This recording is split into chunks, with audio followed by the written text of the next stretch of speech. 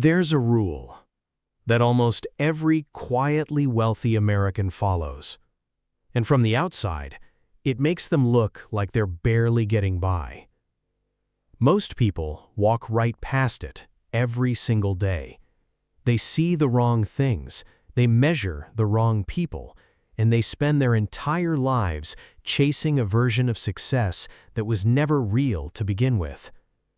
What I'm about to show you is the one shift that separates people who look wealthy from people who actually are.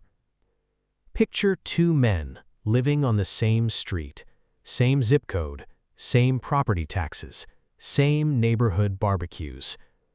The first one, let's call him Daniel.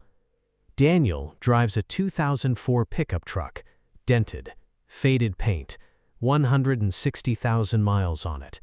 He wears the same rotation of flannels every week, eats at home most nights, fixes things himself, a leaking faucet, a squeaky door, stuff most people just throw money at. His neighbors barely notice him. He's just there. The second guy, call him Ryan. Ryan pulls up in a brand new luxury SUV, jet black, dealer plates still on it. Latest phone, latest watch, dinner out 4 nights a week, trips with the boys every other month. Leased the car, financed the watch, put the rest on credit, figuring the next commission check would sort it all out. And the whole street thought Ryan had it figured out. People talked about him at cookouts like he was living proof that hustle pays off. Nobody talked about Daniel. But here's what nobody on that street knew. Daniel had bought his house during a market downturn, paid it off 9 years early, never hired a contractor once.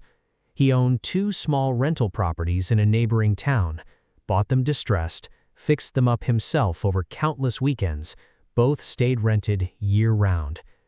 And he'd been quietly feeding a brokerage account for over 2 decades, index funds, dividend stocks, nothing glamorous, nothing loud. Ryan? Ryan had $87 in his checking account. A man making payments on a $60,000 vehicle had $87 to his name. That's not a money problem. That's a visibility problem. Here's the thing about appearances. They are almost never the full picture. What your neighbors see, what your coworkers assume, what strangers decide in 3 seconds, none of it reflects your actual financial position. Not even close. Ryan looked wealthy, but wealth isn't what's parked in your driveway. Wealth is what remains when the payments stop coming in. And for Ryan, nothing would remain. The calls started coming from unknown numbers. The mail started stacking up. Final notices, past due stamps, shoved in a drawer and ignored. He'd sit in his kitchen, lights off, laptop open, trying to figure out which credit card still had room on it. Not for a vacation, not for a watch, for groceries. That's what the street couldn't see. Meanwhile, Daniel was on the phone with his accountant. Quarterly check-in, nothing wrong, just reviewing the numbers. His accountant asked if he'd ever considered upgrading his truck. Daniel laughed. "It runs fine. Why would I?" That one sentence says everything. Daniel wasn't driving an old truck because he couldn't afford better. He was driving it because he had already decided that what other people thought of his vehicle was completely irrelevant to his financial future. That's the mindset shift most people never make. We are wired, psychologically, socially, deeply, to perform prosperity, to signal success before we've built it, to spend today's dollars on tomorrow's image. And the system is designed to encourage exactly that: financing, leasing, buy now, pay later, subscription, everything. It is wealth destruction with really convenient monthly installments. The financially intelligent American sees through it. They understand that visible spending is invisible wealth leaving the building. Every dollar converted into a depreciating asset is a dollar that will never compound, never grow, never work for you at 2 in the morning. So what is the invisible wealth rule exactly? It's not a strategy you'll find in a textbook, it's a pattern, something you notice when you study people who have quietly built real, lasting, generational wealth. Here's how it works. Most people earn money and immediately convert it into things you can see: cars, clothes, gadgets, experiences that look incredible on social media and cost you a decade of compound growth. And for a while, it feels amazing. You feel like you've arrived. But that money is gone. It is not working for you anymore. It's sitting in your driveway, losing value every single day. Quietly wealthy people do the exact opposite. They earn money and convert it into things you cannot see: equity, index funds, rental income, tax-advantaged retirement accounts, assets that grow while they sleep. Their wealth is invisible. You cannot spot it from the outside. And that is precisely why it works, because when your wealth is invisible, nobody pressures you to spend more of it. Nobody expects an upgrade. Nobody raises the bar on you. Nobody is watching, waiting for you to level up your lifestyle. You get to keep building in complete silence. Now here's the part that makes people uncomfortable. The hardest part of this rule isn't understanding it. You already understand it. The hardest part is going against everything society has been screaming at you since the moment you got your first paycheck. Show your success, prove your worth, keep up, level up, upgrade. That pressure is not accidental. It is a system designed to keep capital flowing away from you and toward everyone selling you the lifestyle. Daniel didn't fight that battle with willpower every single day. He just decided a long time ago that he didn't care what the street thought. One decision, and it changed everything. Ryan didn't change overnight. That's not how it works. Real financial recovery is brutal. It's slow. And some days, you want to quit before you even start.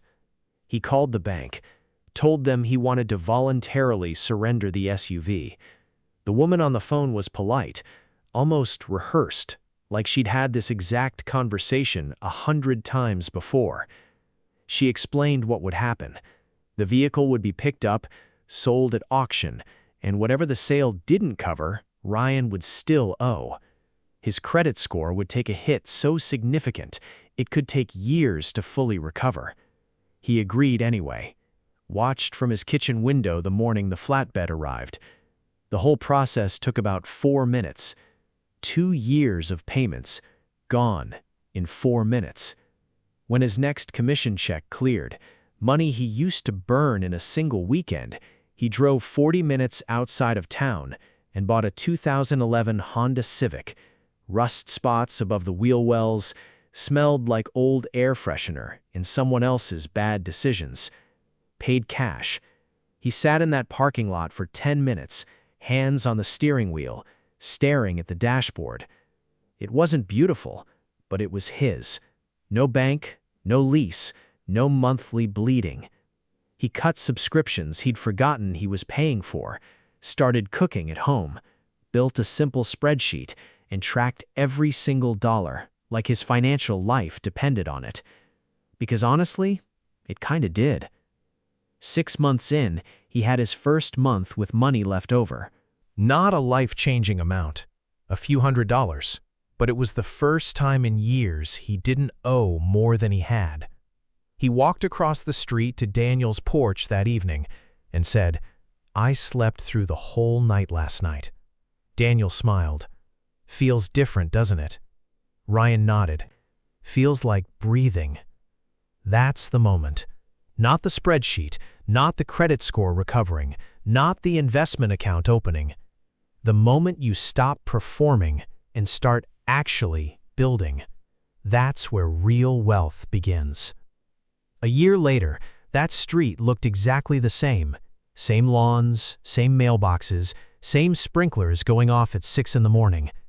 Daniel still drove the old pickup, still wore flannels, still fixed things himself. Ryan still lived across the street, but something had shifted. The garage door stayed open now. The Civic sat there in plain sight, a little beat up, a little ugly, and Ryan didn't care anymore. He'd stopped keeping score. Nobody on that street knew what had changed.